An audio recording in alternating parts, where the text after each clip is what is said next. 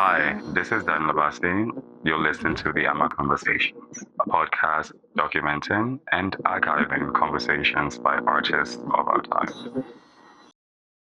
Adeju. Hey, Yegwa. Wow, when was the last time we actually hung out? It's been a hot second. It's so funny that it took this to actually get us to see in this Lagos, Right. properly scheduling and everything. Right. You know? So I guess I'm supposed to get started. Well, we'll do a quick intro, right? Yeah. Go ahead, designer extraordinaire. Well, to everyone else, my name is Adeju Thompson. I'm the founder and creative director of Lagos Space Program, and there it is.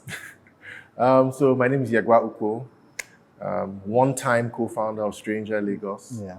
Now I'm a whole bunch of things. I'm also the head maintainer of New Type, and then I'm working in the healthcare space, hospitality space, family business. So, but yeah, generally trying to keep busy, trying to keep my head above water, Yeah. and struggling in this our Niger. Indeed. Indeed. So, okay, let's get started. Let me see. Let me do this one. Okay. How do you feel about the significance of physical spaces like Stranger Lagos and AMAH in fostering creative expression? I think that's a very great question. I think I can always sort of like draw. When you ask that question, I think about myself and how Stranger was very important in my formative period. I think, being in Stranger and like seeing all these clothes that I'd learnt about in university and school come to life, but in a Nigerian context, was very great for my sort of like, design development. I think the idea like the clothes sort of like existing in the intersections and it being, all the intersections being very physical was just so amazing. And I think you're just very generous with your space.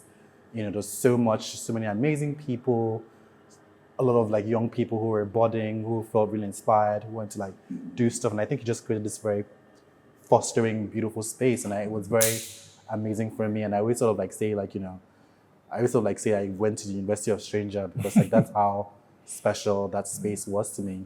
And I think, you see a lot of us who were at Stranger at that time, a number of us, and it's been like 6 years now. And, we're all like doing our thing, I'm with Lagos Space Program, Daniel has AMAH, all of us, have our practices doing stuff. And I think it's quite just sort of like see, so like Stranger sort of like, sort of like living, not in a very physical way, but in ourselves, but like transcend that into the wider world. And I think, Daniel is a very good friend of mine, and sort of like seeing what he's done here and the potential of the space is really, I think for me, I'm very frustrated about Nigeria, and I used to be this optimistic person.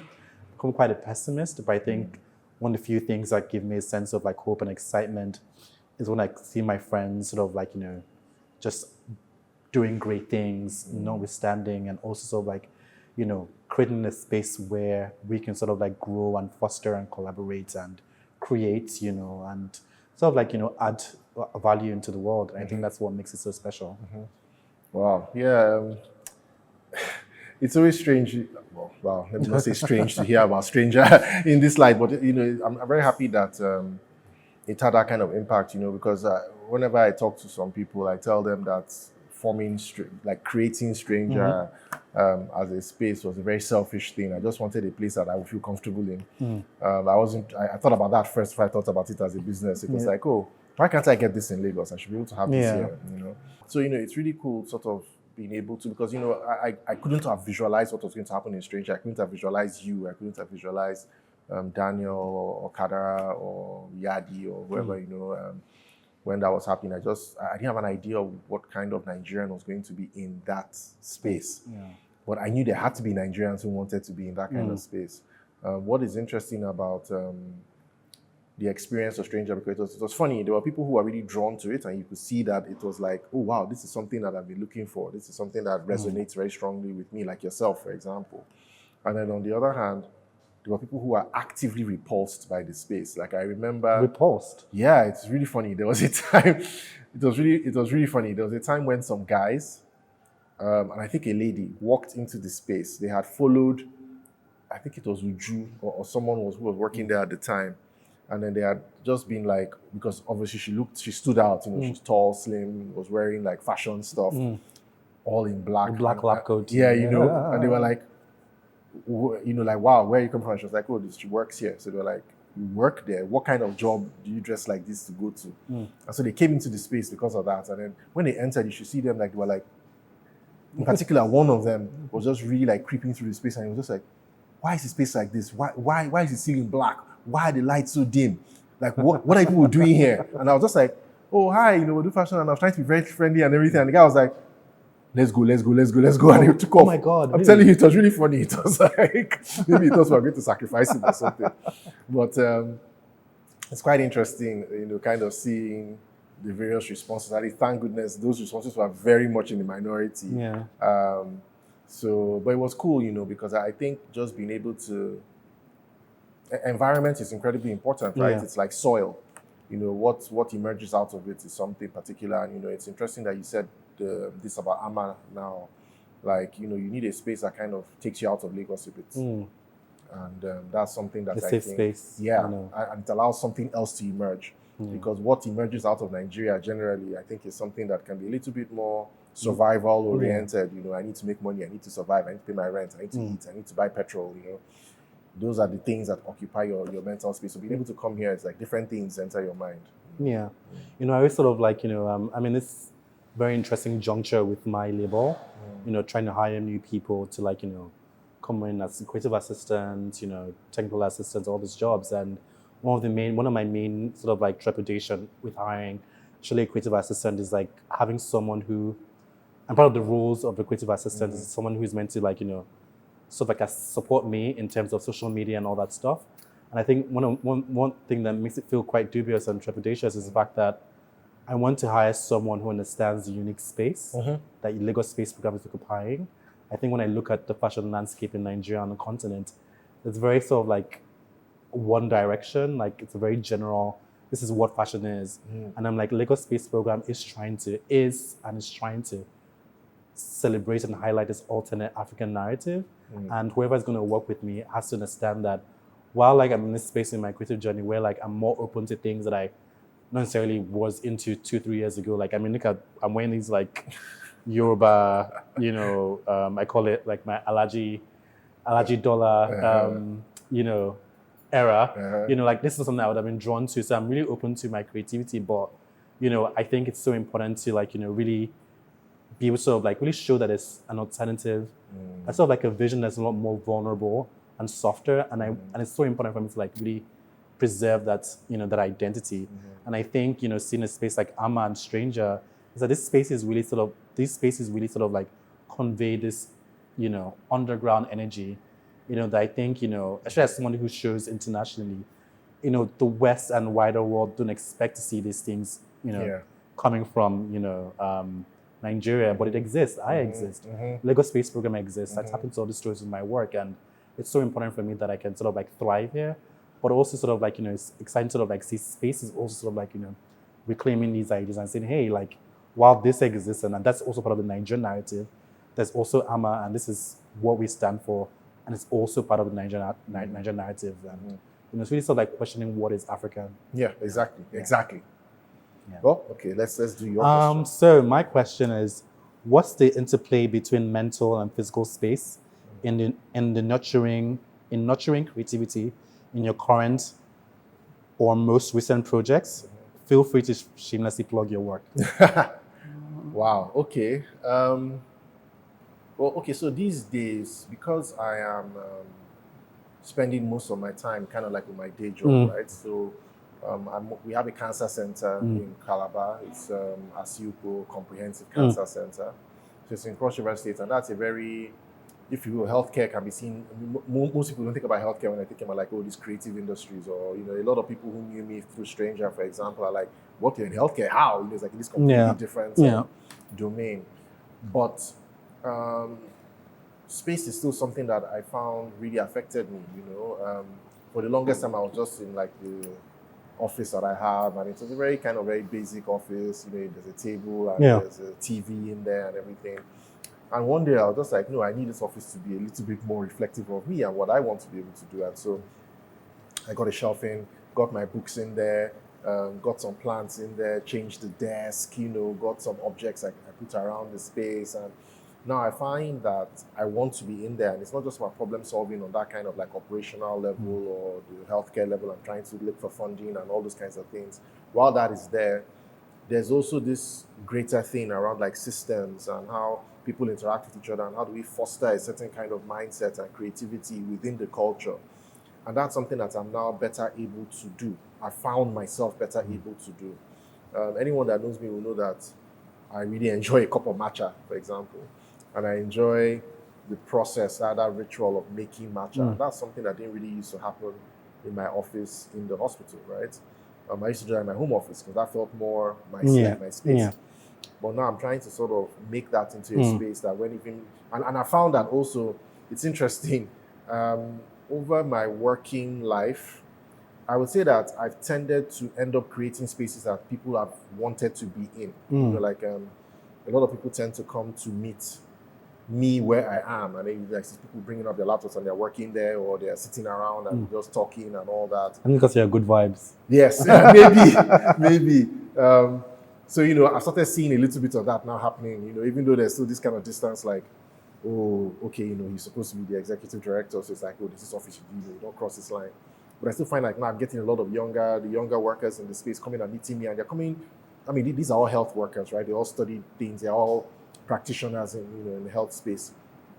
And I have one guy coming up to me and he's like working, now all of a sudden I introduced him to some software, and now he's doing like tech consulting for people on the side, and this is a lab scientist, So now he's coming into my office and he's like, oh, I have this problem, I want to solve it. What do you think? And we're talking about interfaces and things like that. So I think that's really interesting, like what you can do when your space changes a little bit, and of course I'm still involved in the creative industries, and I still do consulting, I still do talks and things like that. I guess maybe even something like this is part of it. And I find that if I really want to be able to get deep into something I'm working on, it has to be in a space that allows me to look around a little bit and see something that catches my eye and reminds me of something or inspires me to think about something else, or makes me forget that I am where I am for a second. Because Nigeria is very stressful, right? So I think being able to situate myself in a space that almost feels like a cocoon is very important. Yeah. Are you done? Yeah. For me, like, space is so important. I think about my own sort of like studio, in studio area, and it's a space that I've sort of like invested a lot of like time and energy, and it didn't become that way overnight. Exactly. It was like a space that I kept on adding into, and it's a space that it's my favorite space in the world where like I thrive, where my creativity, gets to live in. But also a space, I always sort of like joke to my friends that I identify myself as sort of like a queer supremacist. And my space is where all my objects, things when I travel around the world, where they're existing, and being in close proximity to all these things, really is very beneficial to my mental health. Also my work is kind of like a sort of like a mirror that I point to myself every season and say, hey, like, what do I want to sort of like say about myself? But also like, you've known me for a very long time, and a lot of my issues with my mental health and how I struggled a lot with expressing myself or just being confident. And I sort of like, see myself sort of like 6-7 years later, being flown to Copenhagen to give a keynote conversation around my work, and I'm having this out of body, like, I'm like, wait, am I actually speaking to 1,000 people right now? And, I just think about how much I've grown, and I always sort of like, sort of like bring it back to, my space, and how like, I created this sort of like sanctuary for myself, a space where like, my ideas, my experimentation, my prototypes, people who work with me who are like family, exist in, and, and we could just like nerd out and just like, thrive in. And I think that's really why space is so important. It's kind of like a container, but also like a space where, people within your team can, really thrive. Yeah. And I think, it's just for me, it's like, I think when you live in a society like Nigeria where you can't sort of like feel like an outsider, I think sort of like, having a space where people of your sort of like subculture, of your community can thrive in is the most beautiful thing. Yeah, exactly. Okay, so let me go to the next question. Could you speak on the concept of world building that speaks to the history and future of creative culture? World building is the most is really, I think I always sort of I see myself as a designer who creates within that sort of John Galliano tradition, in the sense that I'm very much a world builder. Okay. I'm a collager. I might say, okay, I'm doing a collection around, I don't know, queer masquerades, which is my Project 5 collection. And in that same breath, I am sort of tying in things that seem very unrelated, but for me, just feel so right. Yeah. And I think for me, storytelling is so important, and creating a collection and a story that's very tangible, that almost sort of transports you.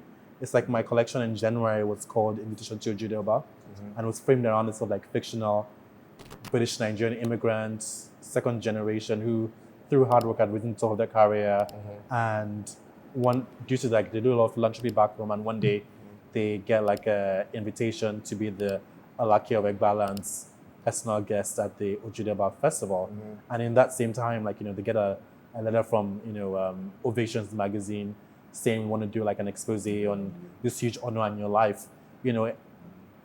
All these words mean something to someone in Nigeria. And if I tell you in a millennial or someone who is older than a millennial, hey, this is a story, you automatically, it transports you. They're grounded in a lot of things. And I love that. I love world building. I love sort of saying to myself, okay, cool, this person, how do they exist? Okay, how they dress, how they present themselves. And I started to come up with terms they're completely decolonized, but they're also very British, and how do I fuse both worlds together? And I think for me, it's really sort of transcending past the story and making it very tangible. And I think that's so important to me, this idea of world building. I think also I think I said, the West and the wider world, really sort of see Africa in a certain sort of light, and maybe due to pop culture, the starving kids and all that stuff. And it's very much a reality in Nigeria. But I always sort of say, yeah, that's a very unfortunate reality, and there's just a lot of work to be done around that. But in that same breath, there's all of this stuff going on. And I think for me, I wish I sort of show through my work the great histories, the feminist movement, all these amazing people who lived before us, who did all these great things. Fela Kuti, political movements, titans of industry, high culture, all these things that always existed in Nigeria. And I don't, people don't expect that. Yeah, and I think in my work, I always try to sort of really tap and sort of say, hey, I remember last year in January for my Walmart Prize winning collection, it was, I shot a film at the Osun Sacred Grove. And I think a lot of the judges, Peter Mullier, all of them were like, where's the space? And I was like, oh, this is it's a grove in Southwest Nigeria, but where an art school was founded in the 60s and 70s. And all these huge biomorphic sculptures were what they left behind, and I think they were like, wait, what? We have artistic schools that were found here, and with their own philosophies and their old ways of thinking. And I think that for me is what's so important, because I go to those spaces and I'm so inspired, but I'm also how can I add to it? And I'm not adding anything physical, but I'm creating a film that is part of the history of the space. And I think just really sort of sharing the world that already exists, but also adding to mine and sharing that to the wider world is the most beautiful thing, and why my responsibility as a creator. World building for me is also, like you said, it's really important. I think of human beings, fundamentally, storytelling is a big part of how we build our perceptions of reality. And world building is a fundamental part of that. When you talk to anybody who's creative, a lot of the time, when you're in the process of creating, sometimes it feels like you're wondering, where did this idea come from? It's almost like it's coming from outside in a way. But I think it comes from outside, but it comes from the world that you are existing in. And so being able to reshape, rethink, reimagine, recreate that world is incredibly important in the process of creating, because the ideas emerge out of that. It's almost like composting. You're constantly just reconstituting the components of the soil and then planting a new seed, and then something else emerges out of it. And the world building allows you to nurture that thing that comes out. Yeah. So my question is, what's your take on the importance of a calm serene space like AMAH in the chaotic backdrop of Lagos? Wow, I mean, just to follow on that world building thing, I remember the way I felt when I walked in here, and it was very like, I mentioned to Miss San earlier, I was like, oh, it makes you forget that you're in Lagos. It makes you, in fact, not just that it makes you forget you're in Lagos, but it makes you forget the qualities of Lagos that we do not like. Yeah. I'm not sure if I'm allowed to cuss on this, but Lagos can be very frustrating. The traffic, the sounds, the smells, the stresses, and then you come into a calm, serene place that allows you to sort of forget all of that. And then see your friends. This is it, and you see like-minded people. Yeah. And you're surrounded by that. Even if you're not talking to them, even if you don't know them, you just see the way they look, and they also look calm. They are also not having problems with all this, And I think this is the type of world building that allows you to build worlds. Because you come into a space that is not stressful, but it allows your mind to sort of like start looking at other things. And once your mind starts looking at other things, those worlds that your mind is creating now, this acts as scaffolding in a way. And I think that's incredibly important. I remember when we were designing Stranger, my friend Alfonso, the architect who helped me do the interior design for our first iteration of Stranger, was talking about how he wanted Stranger to be dark because I wanted it to be dark as a kind of antithesis to the fact that minimalist fashion spaces overseas tended to just be white, like galleries. And I was like, no, I didn't want that. I wanted some color. I wanted a completely different vibe. The magenta room. Yeah, So which was why we had that color in there. And then he was like, we should make this place dark. Like it should be, like Lagos is a bright space. Yeah. It's a bright environment. Actually, coming from that bright environment and then your eyes rest. Yeah. And I was like, wow, that's exactly it. You should come in here and it's like you're transported into a different world. And so new things are possible all of a sudden. So I think it's incredibly important. We need more of these spaces. We need more. We can think of these as like rest spaces. No, I think what you said is very spot on. Like, a space for world building to build worlds. I think that's just a very succinct, way. And I think that's really what my space also feels like to me. That's what this space feels like. I think also about just me, I think I found Stranger when I was probably like 23 or so, 22, something like that. And like look at what it offered me, like, and I always talk about it, even in my most recent sort of like article on Another Man, about how like Stranger was this space called Stranger, and I think it was like Stranger, but like it really like your generosity, and just the fact that that space did so much for me personally, and I just imagine who are the young people who come here and benefit from it, and what sort of conversations, creativity, collaborations would start from here. And I'm quite excited to sort of like see someone next sort of like 6-7 years sort of like say, oh my God, AMAH did this for me. And I think that's when I look at Daniel, I always wonder like, does he fully, grasp what he has started? What he's starting, I'm still proud of him. No, it's really cool. Okay, so I think this is the last question we have. In your journey, how have you learned to navigate spaces that weren't initially made for you? To be honest, I've always had a very strong sense of self. So I try to avoid spaces that are not. I try to avoid spaces that are not for you. Not for me, because it's like in my experience, like it just doesn't really sort of like pan out for me, But I would sort of like say that I had this interview a while back where I was speaking with a few other creatives over Zoom. I was talking about how the sort of person I was 6-7 years ago. I always describe myself as sort of like emo person. You remember me listening to like Joy Division? Yep. And it was like in my own world, But like I still love Joy Division, but I sort of like, I think I was speaking to a friend of mine about this idea of like masculinity. I think 2-3 years ago I was very like, I'm non-binary, and at that moment that identity felt very like, this is who I am. And I'm very happy that I was in this space where I could sort of like, sort of like fine tune and sort of like figure out what it is that works for me. But also as a person growing up, like, I'm realizing that actually, like, I make my masculinity. I decide what it is I want to be. And this is my version of that. of that. And I think that's really how I sort of like navigate the world. So like I'm in this place where like, even people who I might not have necessarily sort of like gravitated to, I find myself just being able to sort of like deal with people more because I have more tools, because I'm more like open, like, for instance, I won't be caught dead wearing this sort of like 5 years ago, so it just would not be appealing to me. Yeah. But now I like shiny things, like I remember last year, like I was in a store and I got my first Prada shoes. I felt like I sold. I was like, oh, they're so shiny.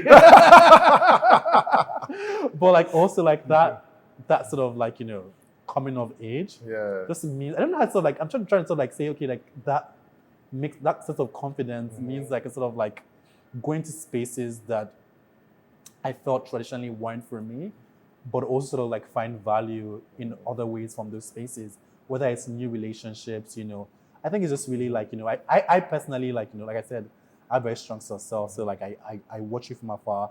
If I don't feel like you're my person, like I just feel like, if it's not my space, I won't. But that being said, I'd say I'm a lot more open, to experimenting and seeing and give people chance and sort of like see how it works out. And if it doesn't work, it doesn't work. It works, it works. Yeah, right. I didn't answer that question really well. No, I think you did. And this second phase that you say you're in now is kind of like, I guess, also how I approach it. There's this anime and manga that I've watched and I've been reading called Jujutsu Kaisen. Yeah. Let me not go into it too much, but there's an idea in it where the main characters, part of the power system is this idea of something called a domain expansion, where the character creates or changes the environment around them in like an immediate radius. Yeah. And what that does is it traps the other person in there, and you're surrounded by what typifies that person's like inner soul, maybe. And I think that's kind of what I tend to do. If I enter a space that's not my own, or I feel it's not a space I'm comfortable in, I generally tend to expand my own ideas into that space. If it's a space I have to be in, for example, at least I try to. And if I can't, there's always room for it to be changed by the space too. Yeah. And I think that there's there's something interesting you said about sort of growing up a bit, and then sort of like finding yourself. And the more you find yourself, the more open you are to things that are not you. Yeah. Which is interesting. Yes, exactly. Because now you realize that there's something that can emerge out of anything. Yeah. And so I think there's a certain amount of like, I won't just say maturity, I would say it's a kind of like humility that comes into entering a space and kind of going, I don't know everything. So maybe there's something here that I could pick something from, and something here that I'm open to. And I think that's also a journey of self-realization, really, because, like you said, you like shiny things. And maybe that was a kind of shadow side to yourself that you kept suppressed. Yeah. And so to keep it suppressed, you have to be like anti-shiny things. Yeah. And then feel like being anti-shiny was like, this is what it means to be authentic. Exactly, right? and then all of a sudden you're like, no, but I like shiny things. Yeah. And it's fine, and it's just an aspect of you. So I think it's something similar that, and I think this is part of what needs to happen. Earlier on, we were having a chat about politics and, all of this. And I think part of what happens with a lot of us creatives is that we tend to be very sensitive to the world around us and to spaces that are not of us. Yeah. But I think more of us need to get into those spaces that are not in quotes, like you said, obviously for us or what we like, and get in there and allow those spaces to mutate us as we mutate the spaces back. And then that is what can have more of an effect in Nigeria, because you can see it happening in music, you can see it happening in film, it's happening in fashion as well. So why isn't it happening in politics? Why isn't it happening in law, in accounting, whatever? Like, I think more people can get into those spaces and be like, this is how the space has been run for a while. Yeah. I kind of get your point here, but this is how I want to do it. And then the physical manifestation of that now all of a sudden comes into play. Yeah. Yeah, it's you've said it really well. And I think for me, I just try to always keep an open heart, to everything. And I think I've always sort of like being this sort of like sponge. I'm always soaking things up, like, people I look up to, just like hearing what they say about the world and adapting a lot of that into who I am. You're someone who's like, your contribution to my life has, really helped me so much in terms of how interested me to like wider things in design and fashion. Like, I think I was always, I don't know. Do you? This is a bit like segue, but Sure. do you watch that Bill Foster guy on YouTube? The guy who does Sure. Yes, I do. He reminds me so much of you. I- Because he's such a nerd, Yes, how he he really talks about fashion. And I'm Yeah. like, this guy, I was sitting here, I think he reminds me so much of Yegwa. And I love to be around people who just really just push me to see things and enjoy things and listen to conversations that I'm not, that I always have at that period. And yeah, that's, I think, so special. Yeah. Okay, so let's do wow. Okay, favorite memory. My favorite memory. What is my favorite memory? I think my favorite memory actually is, I don't know, I'm sure I had an amazing relationship with my grandfather. He raised me, and so my favorite memories of me and him, sort of just having this sort of silent moments. Yeah, the front of our house had a really huge balcony. Okay. It had this big chair. He'd sit down outside, and you just sit down there and watch people just go by the street. And I'll just come and I'll sit down with him. Sometimes I'll ask him questions and we'll have chats. And sometimes just sort of just sit down in quiet and and those sort of simple moments, I miss it so much. Wow. And my grandmother recently moved to Nigeria from America and she stays in my grandpa's house, but she doesn't live in the main house. So at the back, so if I go there and look at the balcony and it's almost as if he's just sitting down right there, and it's there's nothing I won't give to Just be there again. I'll just sit down with him, It's very special. What's mine? I think I was having walking down Canary Wharf in 2004. It was still there was still a lot of construction going on and everything. I remember it was 5:30 in the evening. It was 4, and I was having a really rough time. That year was really rough for me, psychologically. But walking down that area really made me feel at peace. There was something about just looking at the water and just looking at the lights, and then all these buildings sort of slowly coming up with these cranes in the background. No, there's something very. I stopped thinking about the problems that I had. That just really captured something for me. So I think that's what comes to mind immediately. It's quite interesting because it's not really rooted in No, it's just it's a feeling. The feeling. Yeah. And it's, that feeling, I've chased it for a while. I've been able to catch it again. Also, I didn't really add, my grandfather's late has been late for about 12, 13 years now. Yeah. So it's I think when you when you lose someone who is very important to you, it's sort of a part that just it doesn't go. It's always different. Yeah. So my question to you is, what's your favorite color and why? I would say it is blue. I'm gonna still stick with blue for now. I'll say it's blue. Why? There's a lot of associations with blue for me. I mean, there's indigo. There's this sort of obvious indigo association around, dying at red, things like that. But I think there's also something very ethereal about blue for me. I mean, it's strange to give. I mean, I know a lot of people give colors characters and things like that, but I think blue.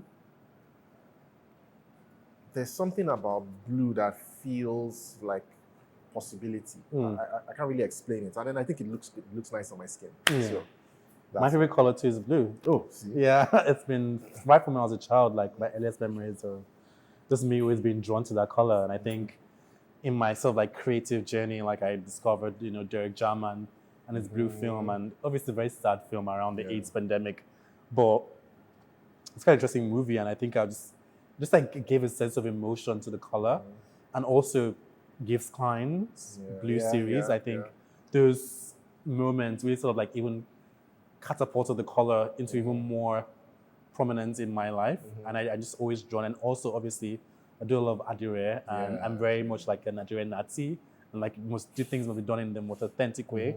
And Adire it can only be Adire if it's done in organic indigo. So blue is a color that's always in my life and in my work, and something that I don't see it sort of stopping anytime soon. Oh, that's good. Yeah. Okay, so favorite place in Lagos? Favorite place in Lagos? That's a very interesting question. What is my favorite place in Lagos? I think my favorite place in Lagos would be the Orchid Bistro in Ikeja. Okay. you know, it's a wonderful place to Yeah. eat. It has a wonderful garden. It belongs to my uncle. You know, he's someone who, like, you know, holds a very similar space in my heart, like my grandfather.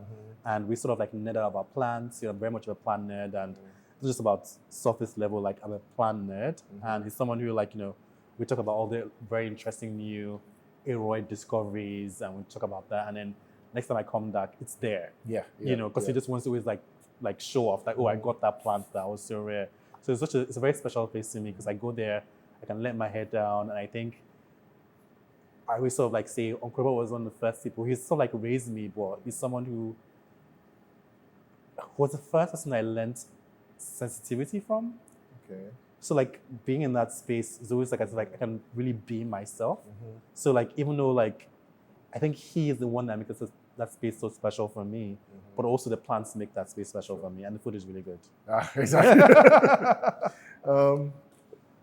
Can I cheat and say home? You can. I was going to say that too. Yeah, 'cause it's definitely home for me. I think. Yeah, it's home. It's home. It's home for all the obvious reasons. Home because that's where everything that I like is. That's where I'm most comfortable. Yeah, home. Yeah. What's your favorite food? I knew this question was kind of coming, but I still. You know what? I'm not going to think too much. Beans. My favorite food is a proper English breakfast. Really? Yes, unfortunately. Wow. a proper English breakfast, like, just warms my heart. So are we talking sausages? Yes, eggs, bacon, hash browns, all that. Like works. proper, yeah. Like it's my heart food. Like I would be happy if I have a proper English breakfast. No, it's still beans for me. What? Still beans for me. Oh wow, this is okay. I'm trying to remember whether I recall this. How did we meet? We met through Dami. He brought me to Stranger. Oh, it's true.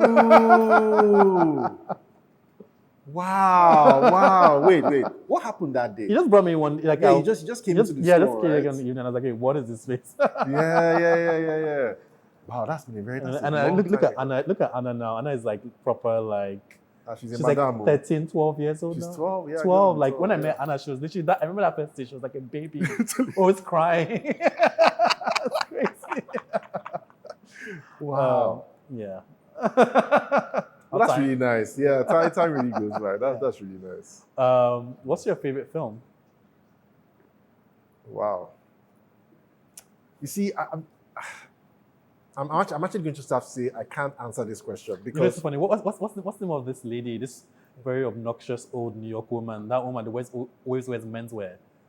Fran Leobit. She was like, it's not. Okay. She was like, adults shouldn't have favorites. Well, That's like you shouldn't ask. yeah. There's like a basket. There's like a basket of my favorite films, and it's whenever it's just like I shake it. It's like whatever's at the top. I'm like, oh, that's my favorite. Kind of like a few come up to the top, and I'm like, yeah, these are kind of my favorite. So if I'm to say favorite films like right now, I would say, and I can't say one. In the Mood for Love by Wong Kar-wai. I knew you were gonna say that. Because it is incredible. And to be honest, before I could answer my favorite color, I had to think, because it's either a red, and that particular red in the Mood for Love is the color. Like, I love that color, like this shade of orange that comes from that. I love it, it's beautiful. So anyway, in the Mood for Love, I haven't seen it in ages, but it had a huge impact on me. So I had a bit of a Netflix and chill watching In Mood for Love like about 3 weeks ago. Oh, no, it is. And you know, it doesn't age, right, as a film. It's just kind of like you just get lost in it, you know. There's a movie, The Double Life of Veronique, by Krzysztof Kieslowski, if I remember his name correctly. He also did the Three Colors series, Three Colors, white, blue, and red. But I really like, Double Life of Veronique really stood out to me. There was something about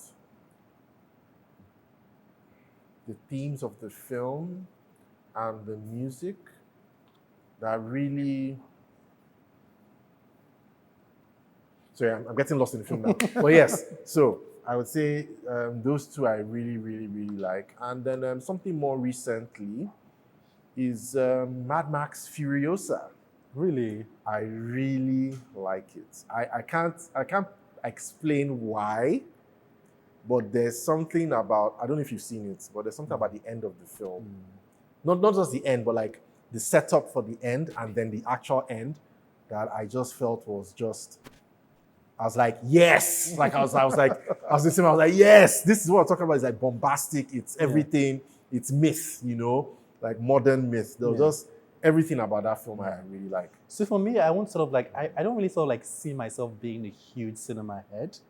So like, but I do have some favorite films, and they're more like films that have very special place in my hand, and not like sort of like cinematic masterpieces. So I'll say my favorite film of all time is this cartoon called The Rescuers. Yeah. It was like my favorite. I probably seen that cartoon probably like 1,000 times, and I kid you not. I used to watch it every day. I didn't VHS with Miss Bianca and Bernard. You know, like that was like, it's a movie that you know always, I like it because like it's a very interesting story, wonderful sound, music, accompanying music, but also like it reminds me of a very easier time in my life when I was a child. I think it was like easy. All the people I loved were near me. My grandfather was alive. My dad lived in Nigeria. You know, I used to go spend time in Okrobot on Sundays. I'd always watch that there. So it just feels very like, I watched it a few times as an adult, and it just like, so much memory. Yeah, and I always like, and when I'm dating someone, you know, I have someone special in my life, I was like, hey, let's watch this together. Exactly. And they're always very like, oh, really? Like, I want to watch something that, and I'll say the next movie that I'm really, really drawn to is Pierre Le Fou. Okay. You know, Greer's a huge Greer was my ex, you know, he was a huge cinema head, and we'd always do this thing every other weekend where like you'd like, hey, I have a new movie to, you know, we should watch, and he put Pierre Le Fou, and I was just really struck by how it ended. It was just like so like, I was like, what? He blew his head off? Like, wait, what? He was very like, I never, as someone who grew up in Nigeria, like cinema like that is it's not what you know we're used to. So you know, I think that movie is also, because like it's also like linked to a very special person. So like I find myself watching that because I love the colors, I love the acting, you know, I love how it ends. So like art cinema, but I also like love that it was someone who cared about me, so like sharing his favorite movie with me, and now it's become like, it makes me, you know, remember him a lot. No, I think so that's how I sort of like tie cinema. It's linked to memories. I can't. In fact, we should cut it here, because if not, like the basket is like shaking. It's like, why didn't you mention me? Why didn't you mention me? Exactly. I'm like, they're quite a lot in between documentaries and stuff like that. Yeah, exactly. But overall, I'll say I'm more of like I get my life more from music than through cinema. Okay. Yeah. Cinema is more like I would do it if, you know, I have someone to watch a movie with, and like, hey, we should watch this together. Like, yeah, sure. But usually for me, like, I end up just going back to my comfort. Yeah, which is music. Yeah. My comfort movies. Okay, or my movies. So you just comfort TV shows. watching Yeah, them. exactly. Okay, sure. So I'm very boring like that. Okay, we're good. Yeah. Well. You made it to the end of the conversation. Hope you enjoyed it. Stick around for the next one and meet us on Substack. We love from AMAH. We love you.